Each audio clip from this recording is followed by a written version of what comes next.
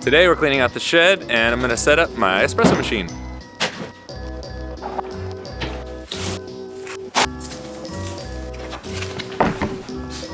Got a little box in box action, and it looks like the first thing is the accessories box. All right, inside here we have a milk jug cleaner, more cleaning stuff, portafilter. This is a 58mm portafilter, so it's a standard commercial size. So if I want to, I can swap out the basket with the Pullman ones that we use in the shop. I also have a bottomless that I might use just for fun and see. So it's cool that it's full size. I can swap in whatever I want.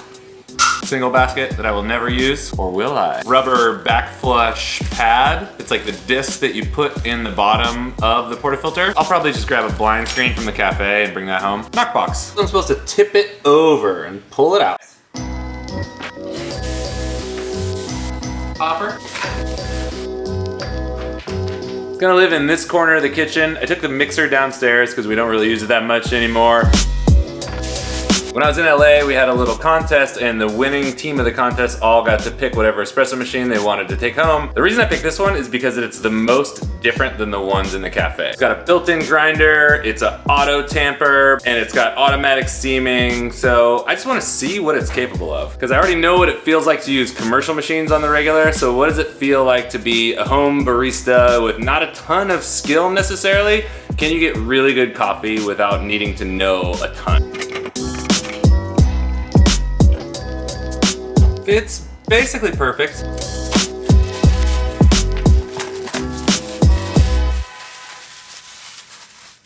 Drip tray just pulls right out, and it looks like it's even got a little shelf for tools.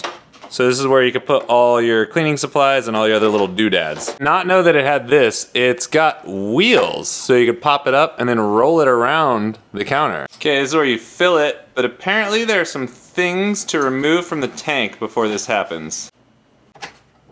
There's the water tank. So there's the test strip, and then there is the filter. And then this is the filter cartridge. Apparently you have to soak the filter for 5 minutes and then rinse it for 30 seconds. Just realized there is a quick start guide. The first official step in the setup is to wash the water tank, wash the portafilter, and the filter basket.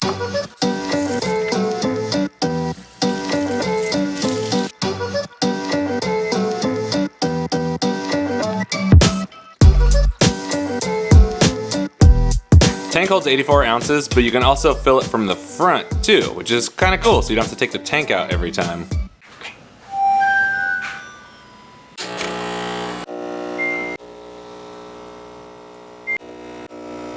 So even though I had the quick start guide in print, it actually runs you through it on the screen when you set it up too. So if you lose everything, you're still good to go. Or if you're like most dudes and you don't even want to mess with that guide, it makes you do it anyway.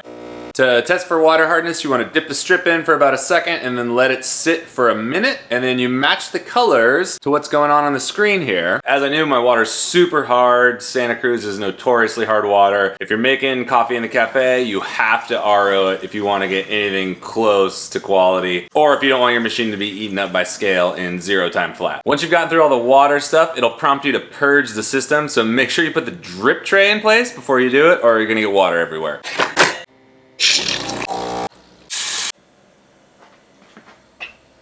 So basically you scroll through the touch menu, pick whatever drink you want, and then you can modify the parameters from there. For espresso, you can choose single, double, or custom. When you go into custom, it'll let you dial in the shot time that you want, and it'll automatically stop at that time. The other thing that you can do with espresso, which I didn't know about before, is that you can do a manual brew. Even though there's a link between time and volume, and most people who have this machine will use it in the set it and forget it mode push button, there might be some things that I want to brew onto a scale and have really precise control over the output, so it's nice to have that manual mode. And as far as I know and what I've seen when I used this before, the dose is static, so you do not have control over the dose. If you're going for a milk-based beverage, let's say cappuccino, you can jump into the cappuccino menu. You can choose your milk temperature, and then you can choose your froth level, which basically tells the machine how much texture to put on it. So the higher the number, the thicker the milk. As I'm putting all the tools in storage, I'm noticing that the single basket has some sort of coating on the inside of it. I don't know what this is. It's all set up and ready to rip, and I don't have any coffee. Zero coffee. I own a coffee roasting company. Don't have any coffee at home. I got some pre-ground coffee. Ground for drip. Not gonna work. So basically this is what I'm gonna do. I'm not gonna review this thing now. My goal for the day is to go out, get some coffee, pull 1 shot of espresso, steam 1 thing of milk, maybe make a cappuccino, and then call it. I just want to see it work. I'm going to use it for a while and then we can go into a more in-depth review. I want to play with a couple different things with it. I want to try to switch out the basket for the Pullman basket, see if that changes it. I want to run the bottomless portafilter in it and see how that works out. Even though it's got a built-in grinder and tamper, I kind of want to see how it fares with a traditional grinder and tamper. Again, it's just a toy that I'm pretty psyched to have to see what it does. So for the home people out there, I do want to see how it's going to work for 99.9% of people who will buy a machine like this, but I also want to do some weird stuff with it that is just for me. I never got coffee yesterday. It's the morning. I just got up. We're gonna make espresso. We're gonna dial this in. Goals: make passable espresso and make a decent cappuccino. Everything else, I'm gonna save for later. Pull the portafilter out and lock it into there, and then it grinds it, tamps it, pull it out, and brew.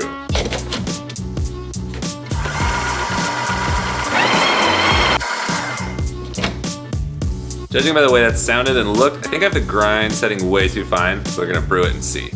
Aborted that one because at 28 seconds, nothing came out. 1 little drop. We're at grind setting 21, so I'm gonna coarsen it up quite a bit and go from there. Look at that puck, it's all swollen and half dry and ridiculous. All right, so to adjust the grind, you tap the grind number and then you turn the wheel on the side of the machine.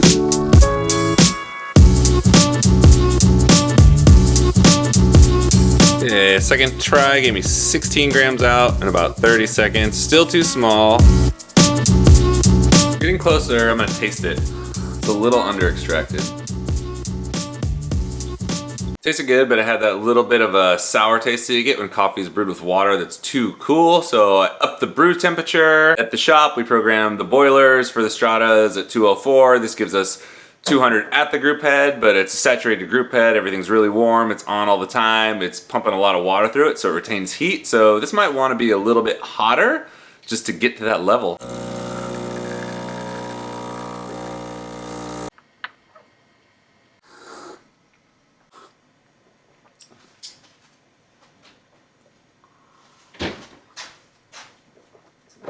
Put the grind to 34, put the temp back down to 201. 30 seconds, it's giving me just under 30 grams out. The dose is really high, it's like 23 grams, but I don't know how to change that at the moment. But it's tasting pretty good. The coffee's only like 2 days old, so it's really kind of like gassy and it's got a lot of attack on it. That was a good shot of espresso. I can deal with that for home for 6 minutes of dialing in. Now let's see if we can make a milk. Adjust the milk temperature. You can just go up or down on this little slider. So I'm gonna go 155. To adjust the texture, you go from 0 to 10 on this slider. So the higher the number, the thicker the milk. I'm gonna put it at a 4 and see what happens.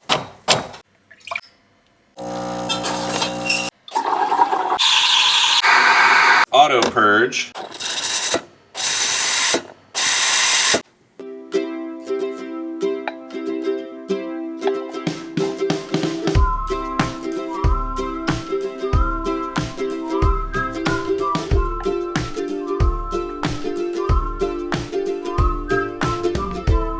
All right, that's the Oracle Touch setup and first impressions. Again, not a review. We wanted to see if it could pull decent espresso. Seems like it can. Can it steam decently textured milk? Seems like it can, and it creates milk that you can pour latte art with. Other than that, we're gonna save any kind of in-depth review on it for a little later. I need to use it a little bit more, and then we can dive into espresso particulars, milk particulars, and see how it stacks up against something like cafe equipment. And maybe there's some maybe there's some tips and tricks we can do to maximize performance out of this. But for now, after playing with it for 10 or 15 minutes, pretty stoked. It's definitely a nice addition to the kitchen, and I'll definitely be able to use it to make espresso when I don't want to go in the shop and just want to have a lazy morning and chill on my day off. Hope this is helpful for y'all. Stay tuned and we'll get into it a little bit more. Stay dialed, and I will catch you on the flip side. Peace.